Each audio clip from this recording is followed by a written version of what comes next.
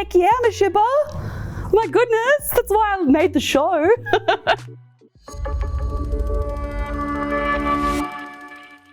So a shipper is based on the word relationship. They're a fan who loves romance in film, TV, sometimes in real life. It comes from the word relationship, so relationship, shippers. And yeah, they basically want people to be together on screen, usually romantically. I find sometimes they like friendships now as well, but yeah, that's what a shipper is. There are people saying that relationships don't have to be healthy in fiction to be fun. Yeah, that happens. Let people ship who they want. But the romanticizing of ships where there's a power imbalance permeates into society, influencing what we condone within our own real-life relationships. So Shippers is about two really enthusiastic fangirls who love romance in pop culture, but they find themselves the centre of an opinion piece that kind of hates on people who like romance in film and TV. So they spend the series trying to work out how to fight back against the romance-hating trolls. And along the way, they also have their own little romance. Shippers don't care about canon. I've always actually wanted these two to get together, though. I low-key ship them. All they care about is getting their little PG-13 makeout session while the camera slowly pans away. Come on! What is wrong with you? Look at his face! The reason I wanted to talk about shipping was because I had seen a lot of really awesome fanboys on screen. You had Seth Cohen, the Big Bang Theory guys, Peter Parker, but I hadn't seen a lot of females that I resonated with in the fangirling area, and shipping was an area that I thought hadn't really been touched on. So I thought, I really want to get this out into the world, our experience, all that kind of stuff. The less sort of stereotypical experience you might see, and so that's why I wanted to make shippers. It was a community I wanted to represent on screen. So when we were coming up with the look and feel of the show, we didn't want people looking at phones on their phone when they were watching it, because a majority of the audience is going to watch it either on a laptop or on a phone. I didn't want to be looking at screens all the time on the screen.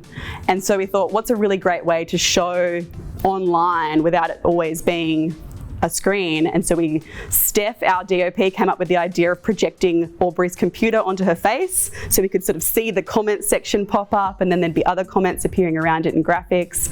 Then we have a feed coming up behind someone, so you can really stick with the characters' faces, but still see what they're looking at, and we can just stick with our characters and feel what they're feeling when they're looking at it at the same time as seeing the content. There's lots of challenges when it comes to making films and whatnot. The obvious ones are always going to be budget. We still had COVID. This was like a year ago when we were filming this. Resources, all that kind of stuff. But honestly, the biggest challenge for me was probably just imposter syndrome. You know, the important thing for this one here was to get people to upskill in their roles. That's why we had 6 directors. It wasn't that we needed 6 directors, is that that's such a hard role to get credits in. I was like, do you want to like have a go and do it in this? Most of them I knew, one girl I didn't know. I wanted to invite new people into the circle.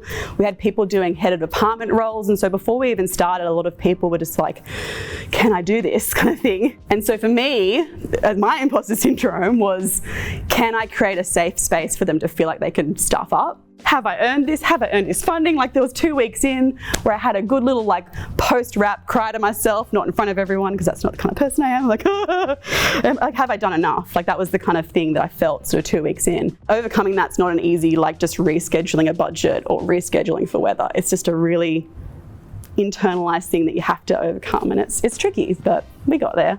We're in the home stretch team, so stay strong, stay hydrated, and let's save Manifest. The main thing I want audiences to take away from shippers is to be shameless about what you love.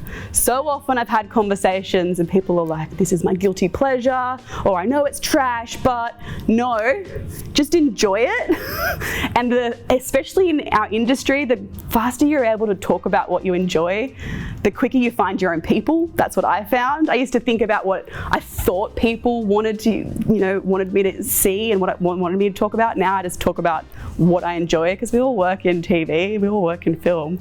I just want to celebrate it and celebrate what other people love that I may not resonate with. Be shameless. Love it.